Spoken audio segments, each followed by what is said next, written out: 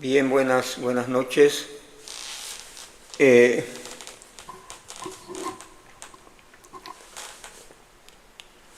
Quiero abordar el siguiente tema también de importancia, ¿verdad? Temas económicos, temas de economía. Y en este caso vamos a tratar el punto de la desigualdad social, obviamente, ¿no? En referencia a datos que está vertiendo la reunión de la CEPAL, la Comisión Económica para América Latina y el Caribe, en una reunión que sostienen allá en Perú, en Lima, Perú, ¿verdad?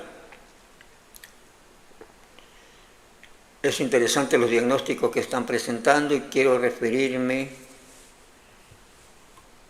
a dichas publicaciones, ¿verdad?, que están apareciendo en la prensa y que quizás pasan desapercibidas, ¿no? Pasan desapercibidas para mucha gente pues, que no ha tomado interés en estos asuntos porque vive al parecer en otro mundo y fuera de su realidad, ¿verdad?, concreta en que estamos, ¿verdad? Y entonces vamos a hablar de ello. Bien, voy a citar el siguiente publicación editada en La Jornada, ¿verdad?, hace 9 horas. Donde se afirma que la desigualdad es una trampa que frena el desarrollo sostenible, ¿verdad? Es decir, se refiere al desarrollo social, al desarrollo económico de los pueblos, un desarrollo sostenible, es decir, un desarrollo que se mantenga constante, ¿verdad?, y que incluso se incremente. Pero dice que pues los problemas de desigualdad son los que impiden ese desarrollo o frena más bien el desarrollo sostenible. Desigualdad, una trampa que frena el desarrollo sostenible. Bien, vayamos a la nota.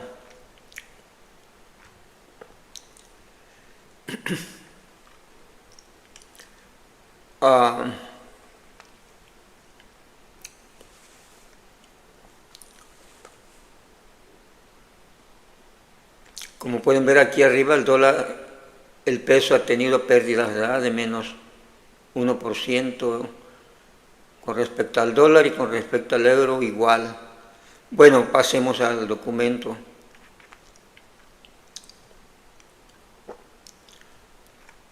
Bien, están reunidos allá en Lima, Perú, tratando asuntos de economía, ¿verdad?, y de desarrollo de los pueblos.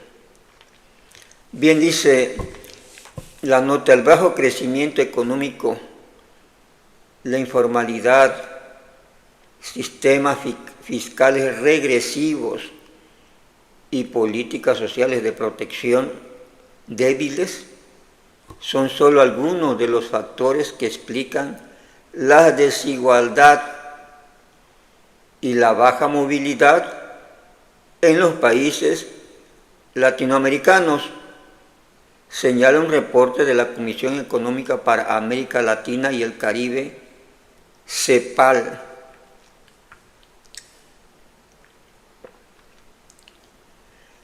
Entonces, como factores que explican la desigualdad, maneja el bajo crecimiento económico, pues sí, menos creación de riqueza, menos distribución de riqueza, ¿no? Y la informalidad, obviamente la informalidad se deriva del bajo crecimiento económico, ¿verdad? Porque el bajo crecimiento económico, no hay creación de riqueza, se reducen los empleos y se pierden empleos, entonces pues hay que irse a la informalidad, y el que no encuentra empleo tiene que irse a la informalidad, ¿verdad? Viene esto de acá. Sistemas fiscales regresivos, ¿sí? Es decir, el cobro de los impuestos, ¿verdad? Impuestos directos, impuestos indirectos, ¿no? Que a todos se les impone algo de impuestos, ¿no? Que IVA, que por comprar esto, que por comprar aquello, en México, por ejemplo, incluso impuesto a las bebidas azucaradas, impuesto a lo que le llaman comida chatarra, impuesto porque tengas dinero en el banco, impuesto, es decir, cualquier pretexto para cobrarte impuestos que pagues, ¿no? Por parte del gobierno, y eso, pues, ¿a quién se le cobra? Pues a la clase trabajadora, ¿no? A la persona que paga por esos servicios, ¿sí? Si quieres un refresco, pues tienes que pagar además un impuesto porque vas a tomar bebida azucarada. ¿Qué cosas, no? Por ejemplo, ¿no? Y así, impuestos regresivos, ¿verdad? Y políticas sociales de protección débiles. Políticas sociales de protección débiles, es decir, que los gobiernos, los estados, los gobernantes dedican bajos presupuestos, es decir, poco dinero a la seguridad social, ¿verdad? Es decir, poco dinero en salud, compra de medicinas, de hacer hospitales, poco dinero a la educación, ¿verdad? Poco dinero a la alimentación, o sea, todo eso que puede ser de beneficios sociales que pudiera distribuir de una mejor manera el ingreso, pues son apoyos raquíticos nada más para cumplir con la cuestión constitucional de que deben de dar apoyo a las clases más necesitadas, ¿verdad? Pero no es una política decidida y fuerte de tener, por ejemplo, sistemas de salud de excelente calidad, bien establecido y donde se gasta buena cantidad de dinero para garantizar la salud de las personas. Igual con la educación, ¿verdad? Que inviertan buenas cantidades de dinero específicamente, ¿sí? Entre otras cosas, ¿verdad? Como los apoyos a la producción agrícola para que haya mejores alimentos y todo eso, ¿verdad? Entonces dice, estos son las políticas sociales de protección débiles, es decir, nada más para mantener el concepto se me va, ¿sí?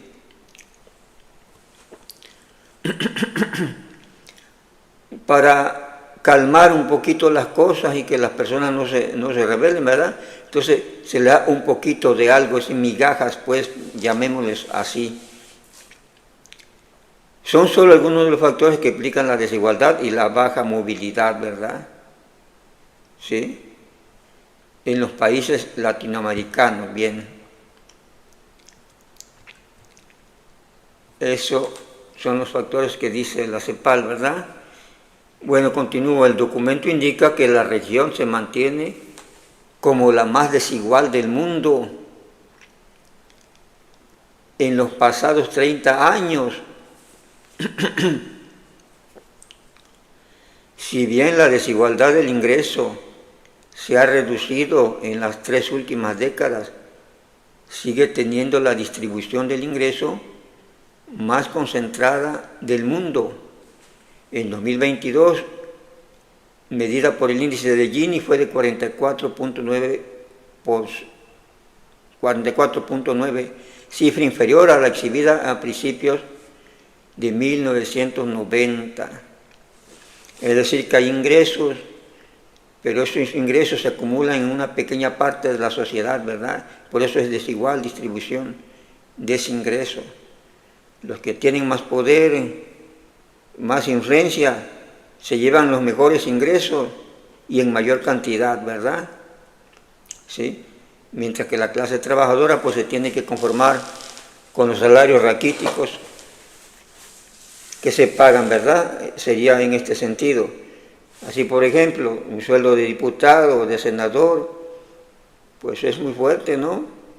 Ganan muy bien, ¿sí? Mientras que el salario mínimo que fijan esos mismos diputados,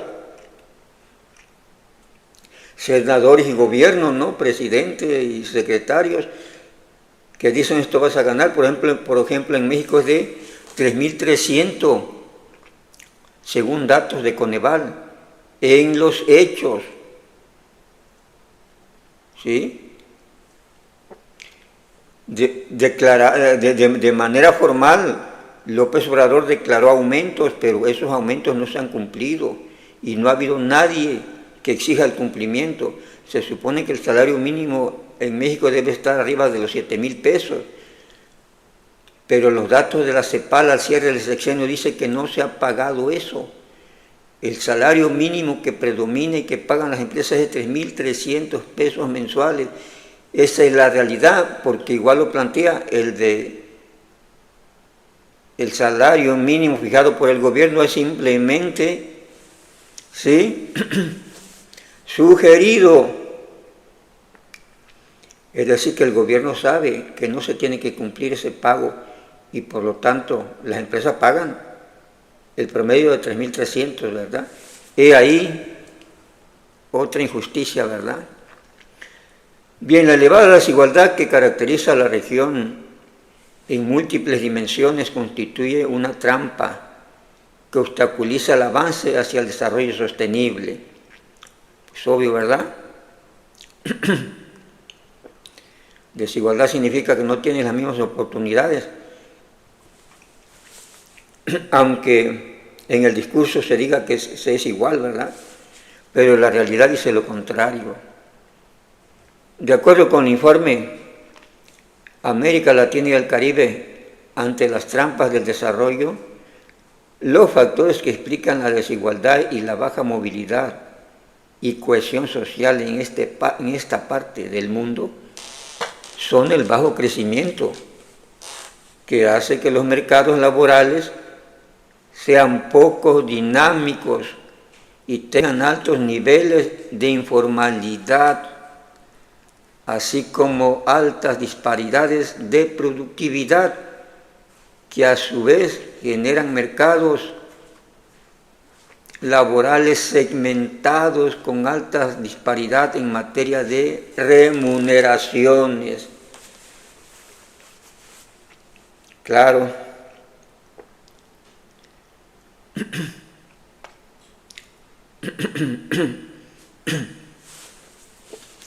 Como ya decía, el bajo crecimiento obviamente provoca todo eso, ¿no?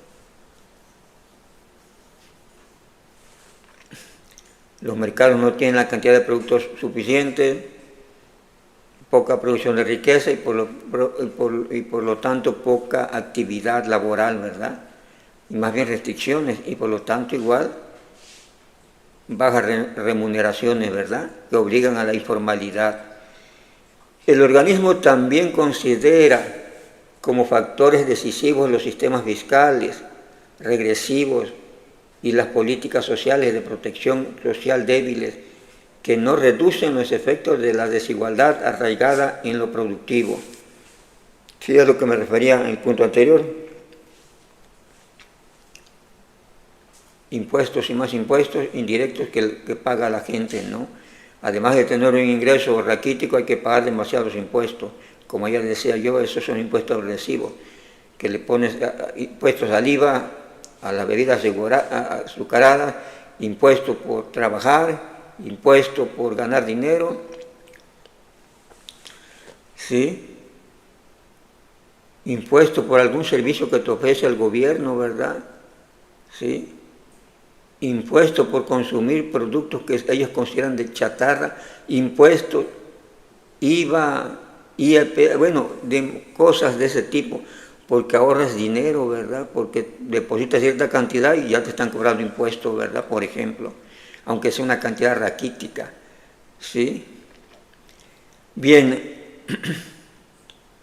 y la protección social débil, que ya decía yo, que se refleja en la baja calidad de los servicios sanitarios, educativos, de alimentación y demás servicios sociales, ¿no?, que se ofrecen. Otros elementos que inciden son los sistemas educativos con serias debilidades, la desigualdad de género, así como las altas diferencias y segregación espacial en las zonas urbanas, donde vive 80% de la población total de la región. Pues sí, la gente anda buscando trabajo y el trabajo cree que lo va a encontrar en suficiente cantidad y buen pago en las ciudades y emigra a las ciudades, ¿verdad? Por eso el 80% está en las ciudades y se da una igual distribución espacial. Hay menos gente en el campo que en las ciudades y por lo tanto el desarrollo campesino también se ve afectado. Ante este problema, la CEPAL considera que es necesario avanzar hacia sistemas tributarios más progresivos que generen recursos adicionales para financiar las transformaciones sobre la base del fortalecimiento de los impuestos directos a la renta, la propiedad y la riqueza, ¿sí? Es algo que no se quiso tocar por López Obrador y el gobierno de México, ¿no? Aquí dejar intactos los impuestos a las clases ricas, ¿no? ¿Sí? Es decir, el impuesto sobre la renta no se ha aumentado, que es el impuesto sobre, pues sobre la generación de riqueza y sobre aquellas propiedades, ¿no? Aquellos que acumulan grandes cantidades de riqueza en propiedades, ¿no? Que son muy ricos. Es decir, es impuesto, pues, dirigido a los que más tienen, a los que han hecho mejores negocios en este país y por lo tanto, como les ha ido muy bien, se han aprovechado muy bien de las oportunidades que les ha dado este país, México, para, o cualquier otro país, ¿no? Para generar riqueza, hablando de los países de América Latina, que es lo que trata la CEPAL.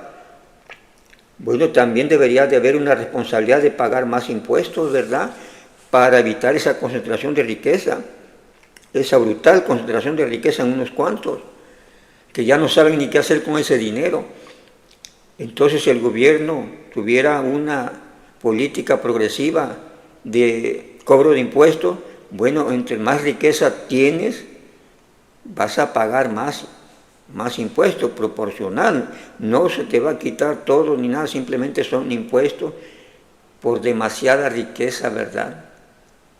Para que estos impuestos se puedan distribuir y haya más fondos en el erario, ¿verdad?, para lo que ya se menciona, el fortalecimiento de la sanidad, de la educación, es decir, de los servicios sociales, ¿verdad? Y eso sería distribuir la riqueza, puesto que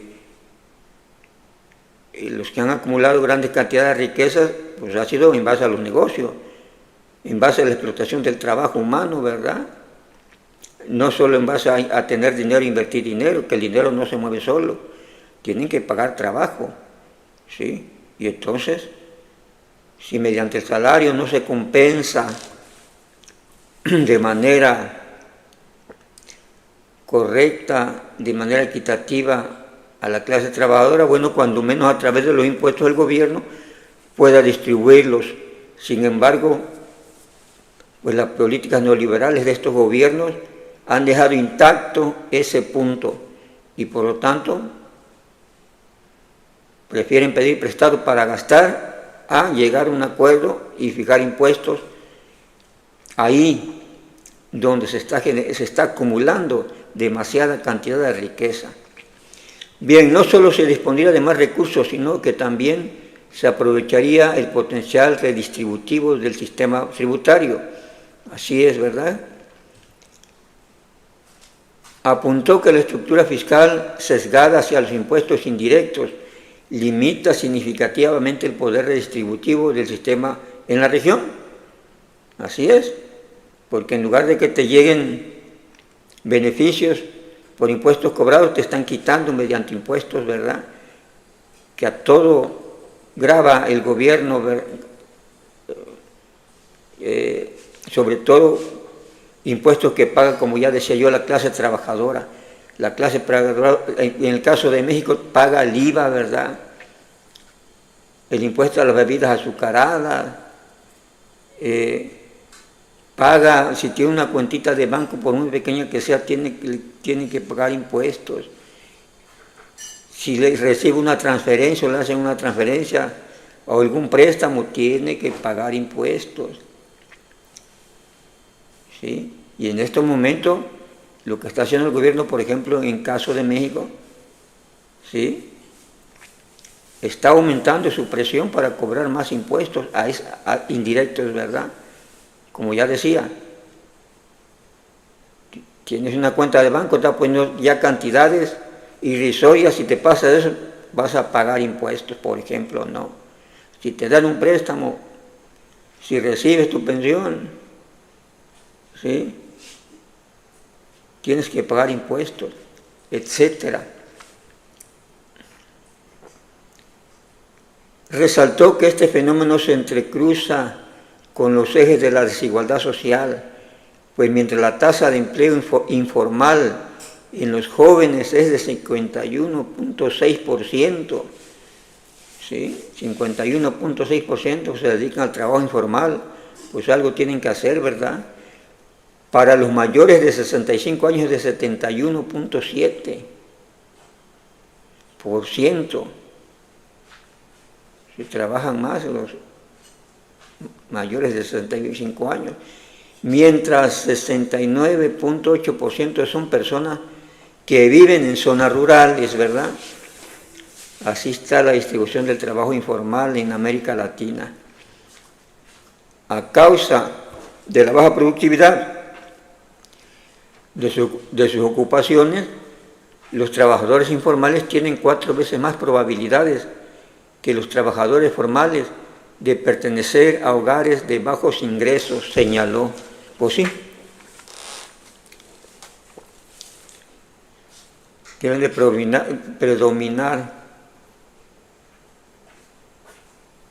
hogares de bajos ingresos producto del trabajo informal, ¿verdad? Porque el trabajo informal, una de sus características que puede ser variable, ¿sí?, variable,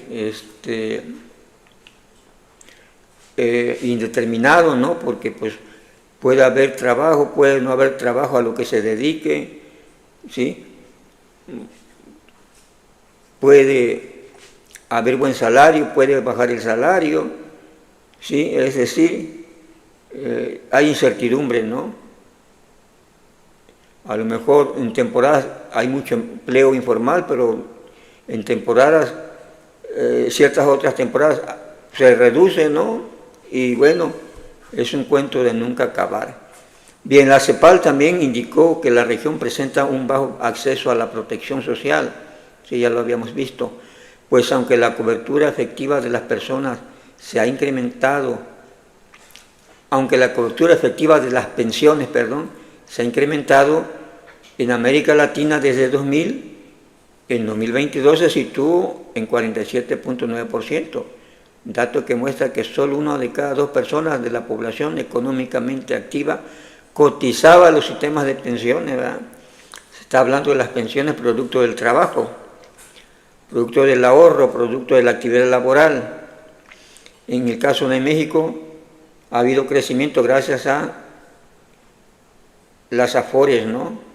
Gracias al mecanismo de las AFORES que pues mueven el dinero, lo invierten y se ha logrado que se crezca un poco de tal manera que cuando llega el momento de la pensión, esta sea un poco más alta a como hubiese sido si no tiene rendimientos, no tiene inversión, ¿verdad? Por eso dice que la cobertura efectiva de las pensiones ha incrementado en América Latina, ¿sí?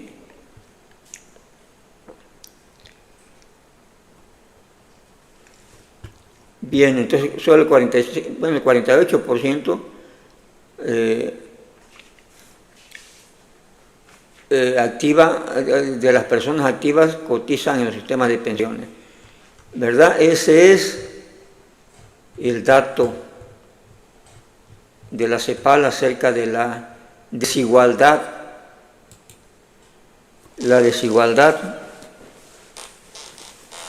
social, ¿verdad?, en los países de América Latina, provocada por el bajo crecimiento económico, la baja producción de riqueza y por lo tanto la baja oferta de empleos, ¿verdad? Y por lo tanto los bajos niveles de ingresos, ¿verdad?, que esa gente, la clase trabajadora en América Latina puede tener, puesto que si se mantiene esa creación de riqueza en un nivel bajo o medio, pues no hay incentivos para los capitalistas, que son los que invierten en los negocios, en las empresas, para producir riqueza, de aumentar, por ejemplo, la contratación de la mano de obra o de pagar mejores salarios para elevar sus niveles productivos y generar mayor competencia, ¿verdad? Y para atender la demanda del mercado, si la demanda del mercado fuera alta, ¿verdad?, y le estuviera exigiendo mejor producción y mayor calidad de producción, habría incentivos para pagar mejores salarios y abrir nuevos puestos de trabajo. Pero pues no es así. Y no es así. Una de las razones fundamentales es que la mayoría de los gobiernos, los que han gobernado, o los que gobiernan esos países, pues muchas veces, bueno, normalmente su política es de interés personal y político, ¿no? Entonces no les interesa promover el crecimiento económico, ¿sí?, incentivar la creación de empresas, fundamentalmente que incentivaran la creación de empresas nacionales dentro del país, con su gente, con productores, pequeños productores, apoyarlos con créditos. No es ese su interés, y no lo hacen. Lo que llegan es principalmente a gastar dinero y a tratar en algunos casos de formar empresas, pero empresas del gobierno, ¿no?, que va a manejar el aparato gubernamental, y que los ingresos de esas empresas, si es que llegan a ser positivos, pues ¿quién los maneja? El gobierno en turno, ¿verdad? No lo maneja el pueblo ni la gente, ¿no? Y generan pocos empleos y no redistribuyen esa riqueza hacia la sociedad. Pero lo fundamental sería apoyar la formación de empleo, la formación de empresas. Y hay muchas formas, como ya decía yo. Uno, apoyando a la empresa privada, a los grandes capitalistas, medianos capitalistas. Segundo, apoyando a los pequeños productores del país, nacionales, ¿sí?, porque esos impuestos que cobra el gobierno los puede redistribuir para la actividad productiva, ¿verdad?, sobre todo en el ámbito de la agricultura, en el sector agropecuario, que genera una gran rentabilidad, y organizar todo un sistema, ¿no?, para apoyar en el comercio y la distribución de esa producción, de tal manera que se genere riqueza y se genere más trabajo, ¿no?, ¿sí?, y que los actores, los pequeños empresarios, pequeños campesinos, pues generen sus ingresos propios en base a su trabajo y le puedan dar trabajo a otras personas, ¿verdad?, y se haya una redistribución del ingreso también hacia otras personas. Pero no aplican esas políticas, no hay un plan para eso, ni los presentan, ¿sí? Les interesa a los gobiernos la experiencia. La evidencia dice que lo que les interesa es conservarse simplemente en el poder como funcionarios y estar cobrando dinero y estar desviando dinero, sepa para qué. Entonces se ven sus intereses nada más del grupo que gobierna, y por eso esos resultados y esos 30 años de estancamiento de América Latina están explicados por esa situación. Y entonces todo se vuelve cuestión política, propaganda política, ¿sí?, de buscarse enemigos, de fabricarse enemigos, de manipular al votante, decirle que están por sus intereses, y se vuelve toda una grilla para mantenerse en el poder, mucha publicidad y propaganda, y gaste, porque se gasta en publicidad y en propaganda, ¿verdad?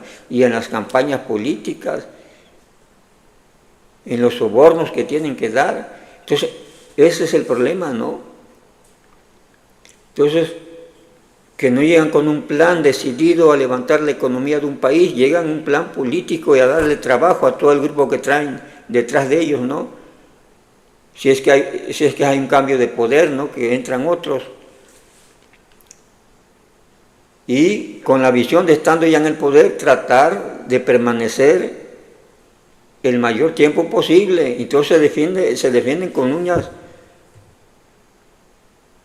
las uñas como gatos, ¿no? Dicen por ahí, para no dejar el poder, para que los otros no les arrebaten el poder y se entra en una cuestión de enfrentamiento político, porque pues hay otros que quieren quitarles el poder, pero el que ya está, ya lo quitó, pues no quiere abandonarlo, y está la guerra y donde se gasta mucho dinero en cuestiones de grupos de intereses personales y particulares. Y ahí los resultados, pues cómo vas a tener crecimiento económico si no promueves el crecimiento económico, ¿no? Y en América Latina, por las condiciones de pobreza históricas que ha arrastrado, pues así han sido las cosas, porque los que llegan buscando riqueza, todo el grupo que apoya a tal o cual candidato, pues se forma un grupo grande, más si es para la presidencial, todos van buscando salir de la pobreza si son pobres mediante un puesto en el gobierno, mediante aprovecharse de los privilegios que da ser gobernante, ¿no? Y todos, desde el presidente hasta todo lo que va a colocar, ¿no? Y después, como ya decía yo, pues mantenerse en el poder a como dé lugar y olvidarse de todo lo demás, simple manipulación.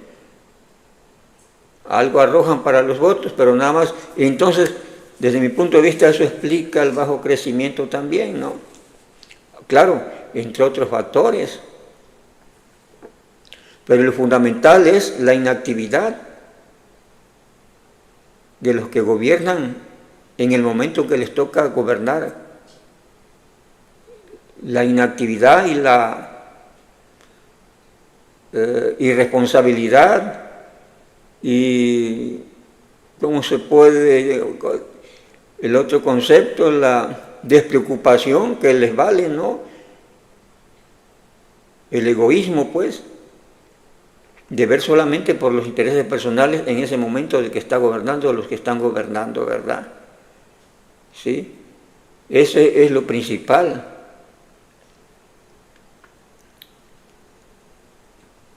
Que provoca ese bajo crecimiento económico y por lo tanto todas las desigualdades que ya se mencionan a nivel social en esos países, ¿verdad? ¿Sí? Y la evidencia está en aquellos países donde algo se hace, aunque sea por muy pequeño, pues los datos, si no son grandes datos alentadores, pero sí son datos positivos, ¿no? Como Chile, Paraguay, Costa Rica, que han mejorado, según los datos que se tienen, un poco alivianado en relación a los demás países la situación de sus ciudadanos, ¿verdad? Pero en general, América Latina, como lo dice la CEPAL, pues está estancada y por esos tipos de gobiernos e ideologías, ¿no? ¿Sí? Entonces, dejamos los datos ahí, habría que hacerles caso y la gente debería de ir pensando en la búsqueda de verdaderos promotores del desarrollo económico social de un país, ¿verdad? Gente bien preparada, a votar por aquel que demuestre tener las mejores capacidades, ¿sí? Y una trayectoria comprobada, ¿verdad? No de propaganda ni inventada, una trayectoria en la labor económica y profesional, ¿no? Positiva, ¿sí? Y con un plan bien determinado y específico para provocar el desarrollo económico de un país, desarrollo económico, social y no político, ¿verdad? ¿Sí? Entonces se necesita pensar en ese tipo de personas, ¿verdad? Bueno, les agradezco las atenciones.